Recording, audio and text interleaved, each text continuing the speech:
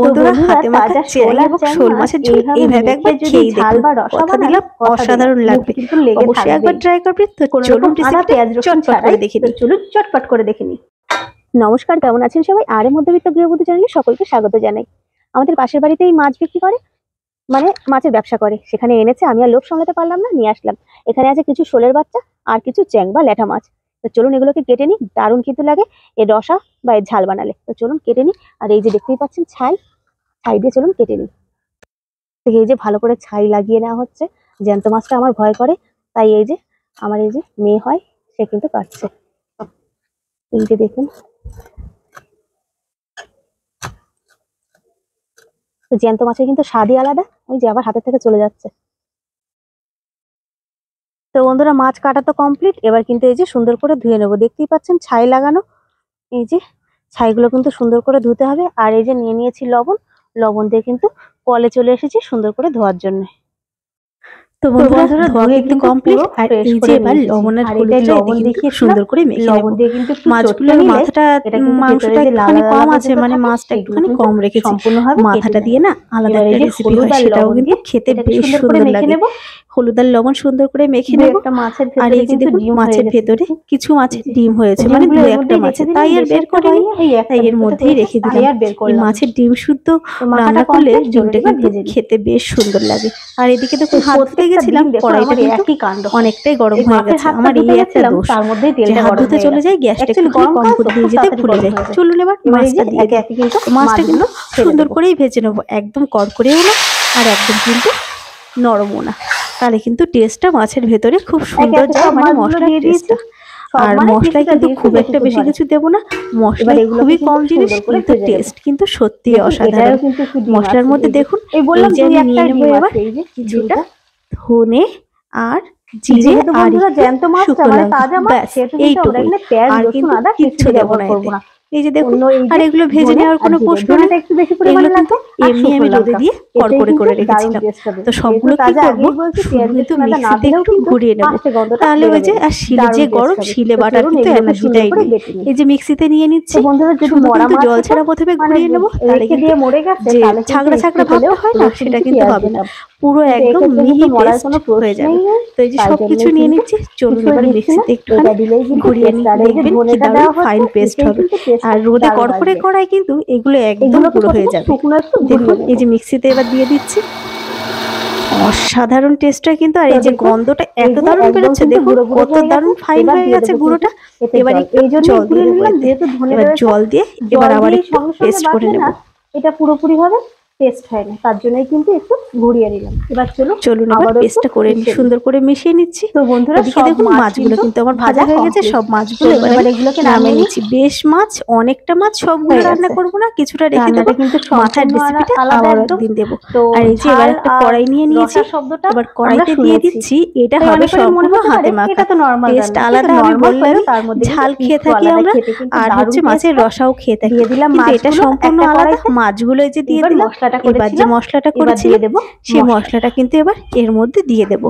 দেখুন কত সুন্দর ফাইন মশলাটা থেকে অসম্ভব সুন্দর গন্ধ বেরোচ্ছে। আর একটা জিনিস দেখাতে ভুলে গেছি, সেটা হচ্ছে মশলার মধ্যে না আমি 2 থেকে 3টে এলাচ দিয়েছিলাম।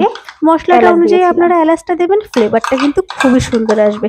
যেহেতু আদা পেঁয়াজ এলাচ দিলে কিছুই দিচ্ছি না, সেহেতু কিন্তু 2টো এলাচ দিয়েছি, ওই জন্য কিন্তু গন্ধটা আরো ভালো লাগবে। এবার এটাকে একটু মিশিয়ে নেব। তারপরে কি করব, জলটা একটু দিতেই হবে, তাই জল দিতেই হবে, তাই এতে জল দিয়ে দেবো। বেশ এই যে আর একটুখানি কিন্তু জল দিয়ে দেবো, যেহেতু এটা ফুটবে, ভেতরের রসটা সম্পূর্ণ যাবে। মেন যেটা দিতেই হবে সেটা হচ্ছে এই যে সর্ষের তেল। রান্নাটা কিন্তু এটা না দিলে কিন্তু টেস্ট একদমই আসবে না।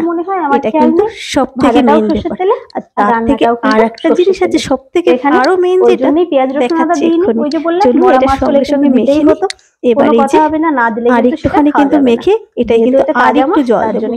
জলটা না দিলে ভেতরে বললাম ওই যে ফ্লেভারটা ঢুকবে না। পরিমাণ মতো হলুদ আর লবণ এবার দিয়ে দেবো। হলুদ আর লবণটা দিয়ে আবারও মেখে এবার এটাকেও কিন্তু জল দিয়ে দেবো, মিশিয়ে নেব।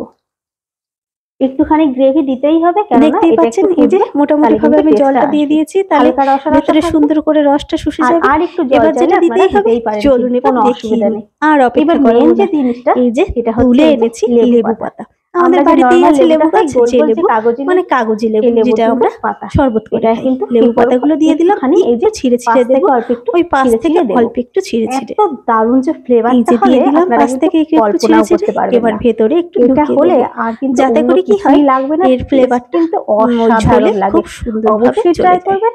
এই যে এবার এটা দিয়ে কিন্তু সুন্দর মিশিয়ে নিলাম, এই যে ভেতরে ঢুকিয়ে। এবার চলুন, আর দেরি করা চলবে না, এবার চলুন চটপট করে আমরা গ্যাসে বসিয়ে দিই। সবকিছু দেওয়া কমপ্লিট। এবার আর একটু লাস্টে কিন্তু সরষের তেল দিয়ে দেবো, যেহেতু আমি কিন্তু তখন অল্প সরষের তেল দিয়েছিলাম, টেস্টটা বলেছিলাম এতেই আসবে। এবার চলুন গ্যাসে বসিয়ে দিই। বন্ধুরা গ্যাসে বসিয়ে দিলাম 5 মিনিটের জন্য, যেটাকে লেবু পাতা দিয়ে ঢেকে দিলাম। আর গ্যাসটা কিন্তু একটু মিডিয়ামে রাখবো। আর এখানে দিলাম একটা লঙ্কা দিয়ে দিলাম, যাতে করে লেবু পাতার ফ্লেভারটা একদমই না বেরোয়। এটাকে 5 মিনিট প্রথমে ফুটিয়ে নেব। এবার 5 মিনিট পরে আসছে। তো বন্ধুরা 5 মিনিট হয়ে গেছে বন্ধুরা। এবার চলুন ঢাকনা খুলে এই দেখুন, এবার কি করব, তোরটা দারুণ কিন্তু একটু ওলট পালট করে দেব। দেখতেই পাচ্ছেন অসাধারণ গন্ধটা কিন্তু খুব সুন্দর বেরোচ্ছে। এবার মেন যে কাজটা, আরেকটা মেন কাজ আছে, রান্না মানেই সবকিছুই মেন। এই যে লেবু পাতাগুলো দিয়েছিলাম সেগুলো ফেলে দেবো, তার আগে মাছগুলো একটু উল্টে পাল্টে নিচ্ছি, যেহেতু ঝোল অল্প সবগুলো ডোবেনি তার জন্য। এবার এগুলো কিন্তু ফেলে দিতে হবে, নাহলে কিন্তু ঝোলের ফ্লেভারটা আবার চেঞ্জ হয়ে যাবে। মানে ওই যে লেবু পাতার যে ফ্লেভার সেটা আর থাকবে না, অন্য ফ্লেভার চলে আসবে। তাই জন্য এগুলোকে ফেলে দিলাম। আর কটা লেবু পাতা রেখেও দিয়েছি, সেগুলো কিন্তু পরে সুন্দর ফ্লেভারটা যে খুঁজে দেখছি, আমার ঠিক একটা খেয়াল নেই কটা দিয়েছিলাম, কটা খুঁজে খুঁজে দেখি, তাই আমি একটু দেখে ওই যে আর একটা আছে দেখতে পাচ্ছি, ওই যে চলুন এটাকেও ফেলে দিই। সবগুলো কিন্তু ফেলে দেবো, ব্যাস সবগুলো ফেলে দিলাম। এবার এটাকে আবার ঢাকনা দিয়ে হাই ফ্লেমে আর একটুখানি ফুটিয়ে নেবো, যেহেতু বলেছি রসা ভাজা। এবার কিছুক্ষণ ফোটানোর পরে এবার আপনার প্রয়োজন মতো আপনি ঝোল রেখে দেবেন। দারুণ, আর এটা গরম ভাতে যে এত দারুণ লাগে, এবার বন্ধ করে দেব। চলুন তাহলে আর শোকাবো না আমি, এবার দিয়ে দেবো কিছু কাঁচা লঙ্কা। বন্ধ করে দিয়েছি গ্যাসটা।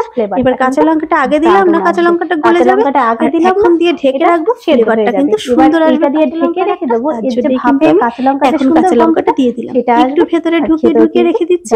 এবার চলুন একটু ঢাকা দিয়ে রেখে দেবো। তার আগে এই যে লেবু পাতা রেখেছিলাম, সেই লেবু পাতা সেটা কিন্তু এবার সুন্দরভাবে চলে আসবে।